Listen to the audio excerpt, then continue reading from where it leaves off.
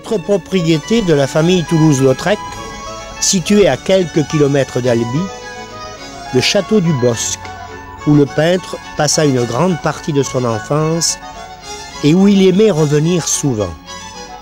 L'histoire de cette demeure remonte aux lointaines baronnies féodales du Rouergue. C'est au XIIe siècle que Béranger du Bosc fit commencer le château. Son histoire est intimement liée avec les plus hauts personnages du royaume de France. Pendant la Révolution, le château est épargné grâce aux paysans eux-mêmes qui défendent le Bosc contre les pillards. C'est alors que l'histoire tourne au merveilleux. En 1830, deux jeunes filles, Louise et Gabrielle, héritières du lointain fondateur, vivent au Bosc. Gabrielle devient comtesse de Toulouse-Lautrec et s'allie à l'une des familles les plus légendaires de France, remontant au comte de Toulouse et à l'imaginaire des croisades. Leurs 4 enfants tombent amoureux les uns des autres et s'épousent entre cousins germains. Le jeune couple, Toulouse, a un fils, Henri, qui n'aura pas de descendance. Quant au ménage Tapier, il aura, lui, 14 enfants. La petite fille, Nicole Bérangère, Tapier de Céléran, nous raconte la vie du peintre lors de ses séjours au château.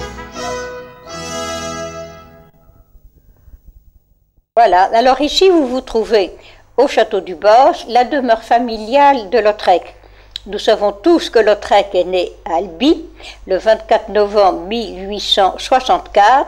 Il a passé une grande partie de son enfance au Bosc et il est revenu fidèlement y faire des séjours jusqu'à la fin de sa vie. Lautrec aurait dû hériter du Bosc. Il était le petit-fils des 2 dernières d'Humbert du Bosc, Gabrielle, comtesse de Toulouse-Lautrec, et Louise, Madame Léonce Tapier de Céléran. Les 2 sœurs avaient marié leurs enfants entre double mariage entre des cousins. Alphonse de Toulouse-Lautrec avait épousé sa cousine germaine, Adèle Tapier de Céléran. Enfant très éveillé, plein d'esprit, mon grand-père, Raoul Tapier de Céléran, l'aîné des 14 cousins et cousines de Lautrec, nous racontait toujours que quand il donnait la comédie avec ses marionnettes, il avait beaucoup plus une cour d'adultes autour de lui pour rire et applaudir aux histoires qu'il imaginait, les enfants du même âge n'y comprenant strictement rien du tout. Tout à fait au-dessus de l'intelligence, de la compréhension d'enfants de cet âge-là.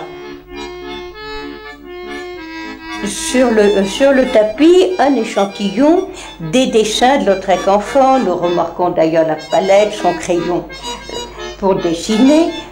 Tout jeune, tout enfant, le soir à la veillée, il se couchait sur le tapis du salon pour imiter son père et ses oncles, forts artistes eux aussi, qui après une journée de chasse en dessinaient les principaux épisodes. Et naturellement, le petit Lautrec s'appliquait bien pour essayer de réussir son dessin tout autant que les dessins de son père ou de ses oncles.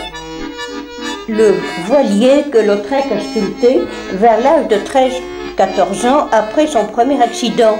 Et nous avons encore la lettre de sa grand-mère racontant qu'Henri occupe ses longues heures d'immobilité à fabriquer ce bateau avec l'aide de son oncle Charles.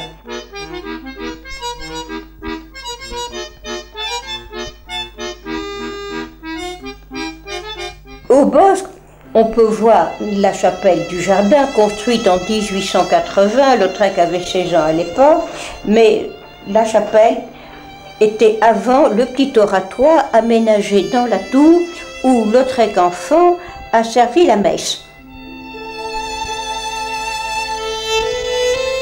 Dans le musée familial, vous pouvez remarquer la taille de Lautrec, 1,52 m à l'âge de 18 ans.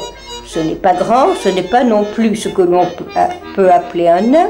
Il aurait été bon pour le service militaire puisque la taille minimum de son époque était d'1,50 m.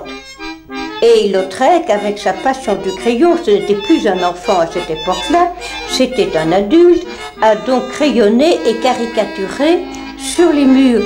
Et nous situons un peu l'époque, puisqu'il y a des caricatures de son cher cousin, le docteur Gabriel, qui avait quand même 5 ans de moins que lui, nous remarquons que c'est un homme jeune, mais ce n'est quand même plus un petit garçon.